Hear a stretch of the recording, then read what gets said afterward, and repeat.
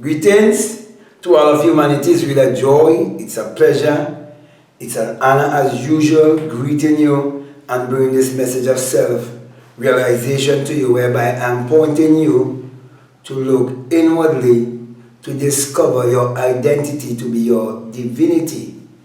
Now I want to greet my brothers and sisters at the Third Exodus Assembly in Trinidad and Tobago and in St. Vincent and the Grenadines, and followers of the message of William Branham all around the world. And I'm encouraging you to listen to what I have to say before you judge me, before you condemn me, before you speak about my hair that is plait, before you speak about my beards, my mustache, all of these things. You judge a man based on the things he says. So if you do not listen to what he has to say, how could you come to a conclusion of the whole matter? Now, the basis of my teaching is that the Bible addresses the human mind and must be interpreted psychologically. That the Bible is not literal, neither is the Bible secular history. For the Bible was written symbolically, and the Bible have no reference to anyone that existed thousands of years ago or to any actual event that took place upon earth thousands of years ago. From Genesis 1 to Revelation 22, it's all a great psychological drama. It's all about the human psyche. So, with that foundation being laid, I want to speak to you concerning twins in the Bible. Whenever it is speaking about twins. And the reason why I chose to speak to you concerning twins in the Bible and what is it really speaking about, what it's all about, it is because when I was a part of the Third Exodus Assembly in St. Vincent and the Grenadines, the pastor would always speak about twins and speak about Cain and Abel and Jacob and Esau and so on, and Ishmael and Isaac and so on, and how he would interpret it. For me at that time, it seemed like he was doing justice to the scripture because he was interpreting the Bible as literal and as secular history, and I was brought up also to believe that the Bible was literal and that the Bible was secular history. So I was in the same alignment with him at that point. I was on the same vibration and frequency, dwelling on the same energy, because everything is energy, vibration, and frequency. But when I went beyond the camp of organized realization or organized religion, and come into self-realization and understanding mystery that can never be known intellectually, that can only be experienced, then I understood what all those things mean. So I'm going to take you first in Genesis. And the pastor always said Genesis is Genesis, which genes is. He used to all them preach that. He used to all them say Genesis is a seed. Now, if the Bible addresses the human mind and must be interpreted psychologically, and everything has to first be a thought, everything has to first be imagined, then you have to know Genesis is teaching you something about how to create. And when you read the first verse in Genesis 1, it says, in the beginning, God create. So it's teaching you basically how to create. And it's teaching you now that how you must discover who is God.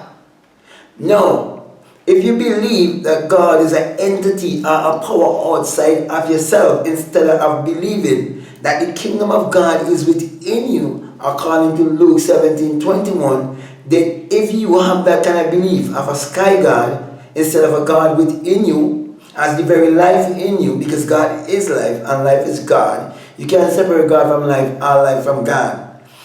If you do not understand what I'm saying there, and you can't take what I'm saying there, then all the other things I'm going to say to you, it might cause you to stumble and disbelieve what I am saying. But if you can actually digest the fact that God is life, and life is God, you can't separate God from life, life from God, and it can be nothing higher than life. And that life cannot die. It can only transform or transmute. So in Genesis, it's going to show you how energy cannot be destroyed or created. So he's showing you that everything actually starts with a thought.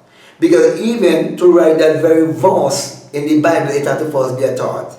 It had to first be an idea. It had to be first in someone's mind. So if you say a man was inspired, let's say, let me give you the benefit of the doubt and say, let's say Moses was a literal man that existed 2,000 years ago. And I always think that Moses just meant to be born. Okay? But let's say he was a literal man, as you believe. Before you could write that first verse, or even the first letter, in, I-N. Before you could write the I, a N, a T-H and an E, a G and an O and a D, and create, C-R-E-A-T-E. Before you could write that, it had to first be a thought in his mind. So when they say Holy Man wrote, had to been inspired. What is inspiration? It is communication, it's divine communication. And everyone is receiving divine communication. William Branham received divine communication and invented or created the aeroplane. Henry Ford received that also and invent or create the automobile, the motor car. The same thing with money, the same with the clothes you wear and everything. And it all makes the same, everybody wearing their long dress. All of those things was first a thought. Everybody working, everybody have a job. That was first a thought. Brother Vin didn't want to lose his 30-something million dollars. And all of that money was first a thought. It was first an idea. So he's teaching you that when you have an idea or a thought, it is first void. And it is without form. And you're going to operate in a creative self by sending out that thought. And how are you going to do that? You're going to act.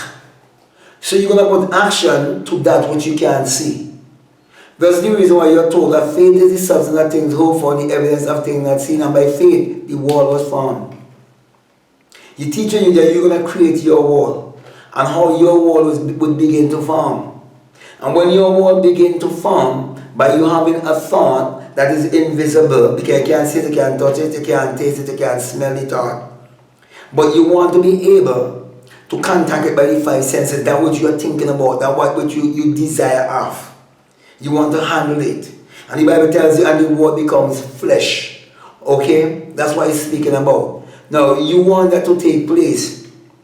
He says now, and the spirit, no, you are a spirit having a human experience. Move upon the water. The water represents the truth, that which you believe to be true. So something you can't see, but you perceive it because you're born with perception. Okay, no one gives that to you. That's one of the mental faculties that they use education to block you from operating in. Okay, and I can go into the faculties that you're born with. But I will not go into all of that for right now because I want to stay on point. Okay, and you have the perception, and you use your perception, okay, and you use your imagination. When you use your imagination, you're beholding an image within your mind. So basically, all things actually exist in the human imagination, okay, of which the imagination is the creator in man. For without imagination, there isn't anything made that was made. And all things that was ever made was first imagined. And anything else that ever going to be made, it must first be imagined. Even the Bible you read it, my brothers and my sisters. So here now it's showing you that when you act upon that which you can see, that is the spirit moving upon the water. That's not what you believe it to be true, because water represents truth. It's a symbol of truth. And then the first formation of anything that's going to come into being is an atom. So they who was hiding the mystery, they say Adam. And from atom, you have an atom and you have an electron. Because inside of you is what you call your subconscious mind, which is the female aspect of your being, the part of you that brings forth. And you have the outer part of you, which is your conscious. So you have the conscious and the subconscious mind. So the subconscious mind is what connects you to the divine mind. Okay? And your brain is a receiver and a transmitter of frequency. So when you speak about Adam and Eve, it is not speaking of a man and a woman in a literal garden. The garden represents your mind. That's where you sow all your seed, all your thoughts, and that's where you bring forth your fruit from. So basically, my brother, my sister, your thoughts is what is creating your reality. That is what is creating your personality. Because I'm going to get down to Cain and Abel so you understand the twin. Okay? So he's showing you now that when you create, using your conscious and your subconscious mind, the very smallest thing will be the atom. So there's an atom and an electron. There's the masculine and the feminine. There's the male and the female side of your being. There's the yin and the yang. It is called the law of polarity, where everything has its opposite. If you have night, you must have day. You understand? If you have truth, you must have a lie. It's the law of polarity. So he's showing you the law of polarity through all the Bible. And he's using what seem to people to be characters that existed 1,000 years ago, but they are personification of the human imagination. Because remember, as I told you before, everything has to first be a thought. So now, when you come to that point of understanding that the Garden of Eden is your mind, that you have to till the soil and everything, and you have to plant, and when you plant, you're going to bring forth good fruit and you're going to bring forth bad fruit. And when you have your thought, you have to understand it's going to be either good or evil or positive and negative. Let me put it that way so you can understand. So basically, when you say that God created all these things, it is teaching you the elements with the earth, wind, water, and fire. Okay? And everything in this world that was ever created or made, it took those same things, earth, wind, water, fire, and you, the spirit, be the fifth element. Okay, everything. And so it's teaching you the whole creation process, and it's teaching you now that when you see that which you so desire manifest before you and you can handle it, then you will come into peace, you'll come into rest, you will come into Sabbath. You come into joy. You no longer have the desire because you create. It's like a man and a woman, a husband and a wife. They come together to procreate. That's why I call it procreate. And when the man discharges in the woman, he comes to a place where the desire is fulfilled. He no longer have the desire. And I could go on and even show you that in the Bible also. Because the Bible filled with a lot of phallic, which is P-H-A-L-L-I-C. You understand? But I'm not going to go into all of that right now, because I'm kind of feeding you on the milk, you understand? So basically, my brother and my sister, when you have a thought or a desire, and you engulf in that thought and desire and believe in it, though you cannot see it, it's an impregnation. You become impregnated with it, and you're going to bring forth, you're going to create, it's a pregnancy. So it's a spiritual sexual act that is taking place to create, right? Because the creator is in you. So when you say that Adam and Eve, that they bring forth, that you become impregnated, it is you speaking about who become impregnated with your thought, with your idea, with your desire. And based on your frequency, you can bring forth either Cain or Abel. So you can bring forth something in a carnal way if you have the carnal mind.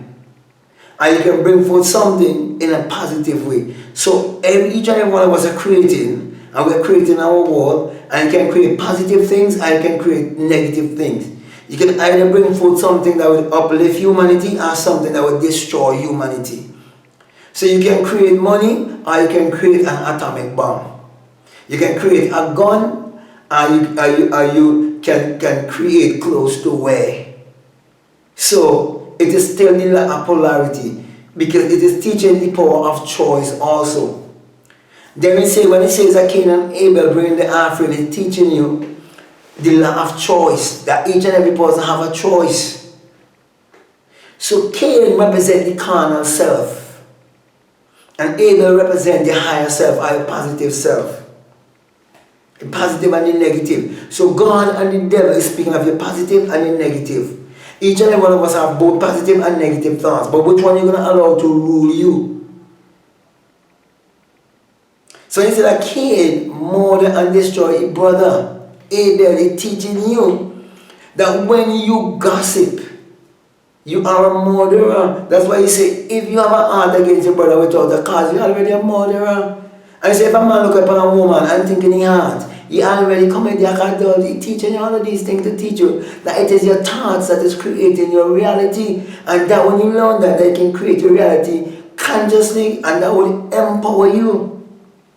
But those who are writing the Bible, they've been very much parabolic because this power could be misused. And there are those who actually misusing the power to keep you a slave mentally. So now when you understand what I'm now explaining to you to Cain and Abel, if you think that they are literal, then you will have to accept the fact that Cain and Abel went to their own cisterns. You'll have to accept that incest is right. And because you can't say that God is perfect, God is all-knowing, or like omnipotent, omniscient, and omnipresent, and then something that was right in the sight of God one time, then it become wrong, then you're saying that God can learn and God will have a new thought. And those are things that Isaiah Waters, the pastor, he told us at 7 service and preach, that God can learn, God can have a new thought, God can improve upon his thought. And that is true. If God is a perfect God, so the perfect thought have to be the right thought all the time. So you can't come and tell me one time polygamy was right, but no, it's wrong. And one time incest was right, but no, it's wrong. Then you have to tell me about Lot and the two daughters. You have to put it all over, and you have to run it straight down. So my brother and my sisters now, to cut a long story short, because I just wanted to paint the picture so you could see it. Then when I come to Jacob and Esau. Jacob was the outer hairy man. Esau is the outer hairy man. Your ego self, the flesh man. And Jacob represents the inner man. Until you discover the inner man, you'll be Jacob the supplanter, trying to check the laws of the universe. And you can't check the laws of the universe. Whatsoever you sow, that will you also reap. The divine life reproduction, that every seed and every species must reproduce after its own kind. That's why if there was a literal man named Jesus 2,000 years ago and was doing special miracles, why you can't turn water into wine? Let me take a sip one time.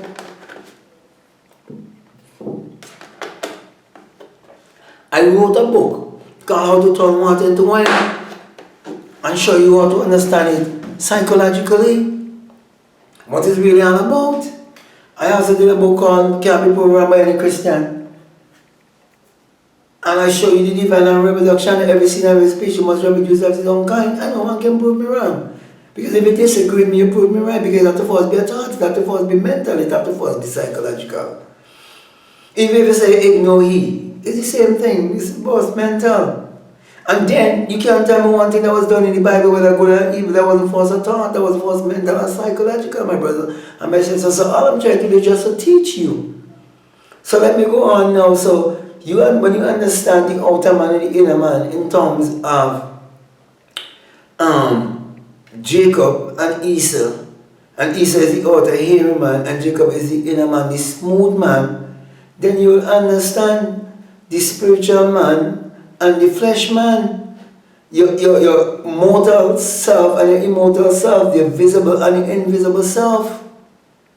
Then you will understand that Isaac is speaking of the subconscious mind, that is blind or impartial. Just like the earth, whatever you sow the earth, you're going to bring back to you. Whatever you sow in the womb of a woman, you're going to bring back to you. And so is the subconscious mind. Whatever thought you impress on the subconscious mind will receive that thought as a feeling, and it will bring it back to you. That's why it tells you that Isaac feel, and Isaac smell, and Isaac taste. And then what Isaac did, then he gave the blessing, he pronounced a blessing. That's why feeling is what's going to give you the blessing. These are things I teach and can show you how to do it and prove it for your own self. That you can create whatever you want. That's what I do to get my camera to sound my YouTube channel. And that's why I teach people around the world. And I just put up a testimony of someone testifying of how they create their reality consciously and change the job that was giving them $450,000 a year to one that gave them $107,000 a year, and also to have the luxury vehicle that they so desire. Come on. This is not theory, it's practical, something practical. Now anybody can check me, I'm a life coach. I coach people to do these things. So, yes, my brother and my sister, so when it comes down to even Isaac and Ishmael, it's the same thing it is teaching you. So I can go on and on and on. I can go all the way in the New Testament and show you when they talk about John, and when they talk about Judas, and show you the disciples that will follow the Christ. Christ is the 13th one, which is you, and your 12 qualities are the 12 powers of man. Because a disciple is a follower, what will follow you wherever you go? It's your thoughts that will follow you wherever you go. That is why Judas is self-betrayal. When you betray yourself, you go against your own self. Your higher self, your Christ self. You see? And as I said before, I can go on and on, but the point I really want to bring to you, don't use the twins to think that people who disagree with you and who showing you that you are a denomination, have denominated around the message of William Branham and deceiving yourselves and thinking you're not a denomination, that they are twins, especially people who've been among you and worship among you, and know that all of the situations, the problems that denominations are actually right among you, and to show you that no one could denominate unless there was a man who bring a message. And when the man leaves the scene, they denominate around the man and think they could interpret what the man was saying, and they stay right there and die. That is why even the Hurricane Mountain just going around and around. You call it hypnotic rhythm. It's hypnotic rhythm. And that is why a year ago I said that Vineyard ministry is finished. And then this whole thing happened. When they changing the money in Trinidad for the new Panama 100. And he know that he could create. And he could create consciously. He will not sacrifice what he called the great ministry. I'm talking about this is the church in the book of Acts. The church in the book of Acts never hired a lawyer. The conflict of interest, if you're not dealing with bank, why you want to deal with the bank now? Conflict of interest, my brother, my sister. So I'm just doing all of these things to help to feed you with some good food because you've been starved for the true world. This is actually time of famine. And you're the prodigal son that must come to realize that you're the father. You must discover the father in you. You must discover the wealth in you. You must discover the pearl of great price.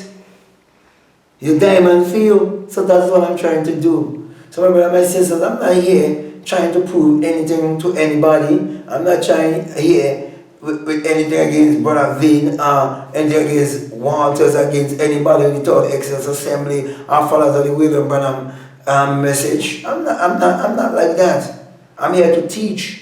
I'm here to bring value to humanity. I'm here to uplift you and to encourage you to look inwardly, to discover that your true identity is your divinity, to question everything and do not hold on to any one thing. That's what I'm saying. That's what I'm actually saying to you. All be open-minded to everything. And be not conformed to nothing. So instead of being conformed, Be transformed by what? The renewing of your mind. It's only by the renewing of your mind you can transform your life. There's no other way. Every message I've been preaching that to first be a thought. It has to be first psychological. It has to first be mental. If it's literal, why don't you just go walk on the seawater? And turn water into wine. Let's be practical. All of the healing that take place in William Branham campaigns, they were all first mental and psychological. I could teach you how to attract a certain person. I could do all of these things. I heal myself. When the pastor he told us that 77 and Grenades, he went to the doctor and get that thing cut over his eye. I didn't do that. I had the same thing. David John met me, a brother named David John met me in front of the courthouse in St. Vincent and Grenadine and reminded me that the pastor had one of those things, and he went to the hospital and got it cut, and he told me I would have to do the same thing. I told him, no, I'm not going to do that.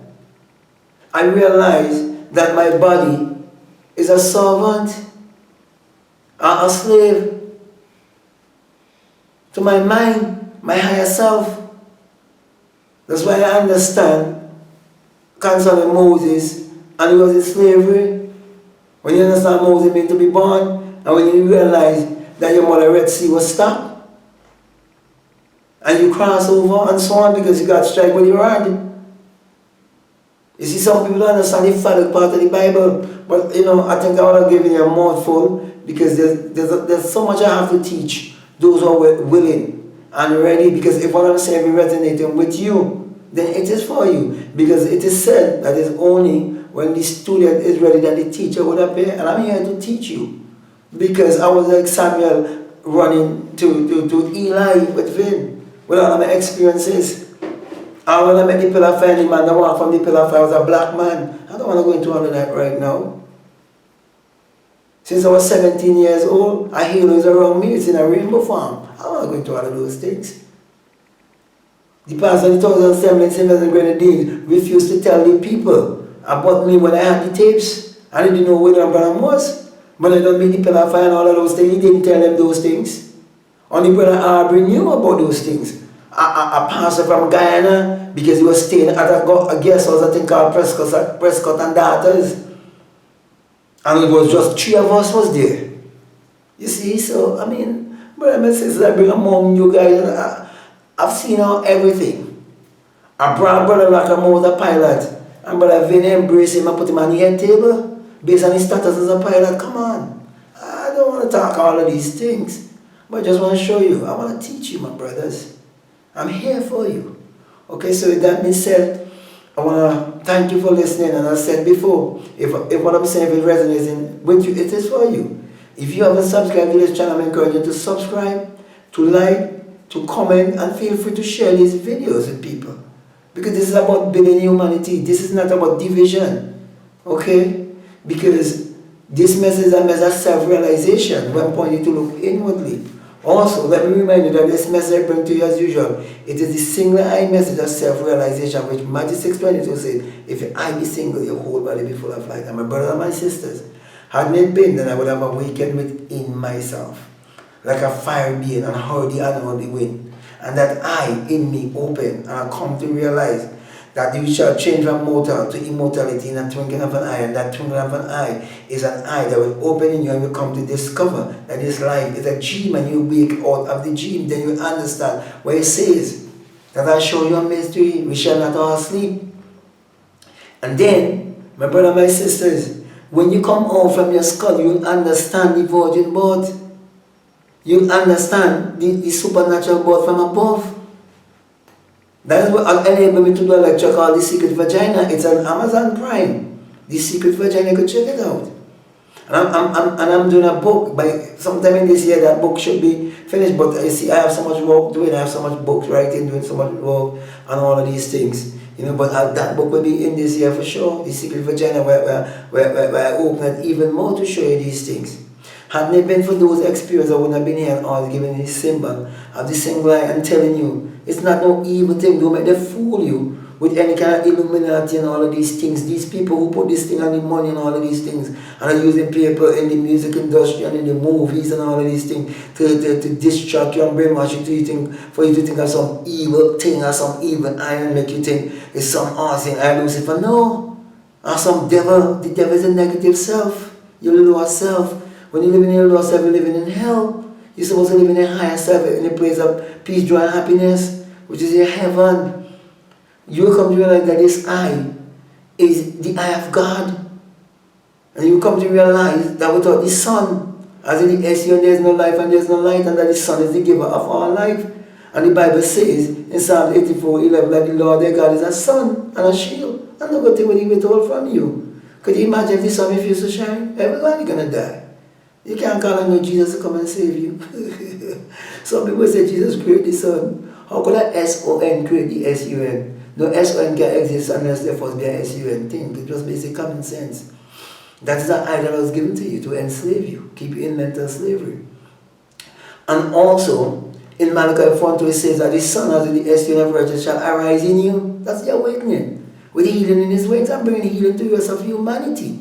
Pointing them to look inwardly to discover their divinity. That's their true identity. That's your true identity. And when you come to realize that, you will come to realize that the sun parallels the human imagination parallels the sun. For I would have said before, without the human imagination there isn't anything made that was made. And without the sun there is no life and there is no light. Therefore my encouragement to you is to use your mind power, which is your sun power, your solar power, your God power, your creative power to achieve your every desire. So with that being said, I want to say peace, love you all. I'm out.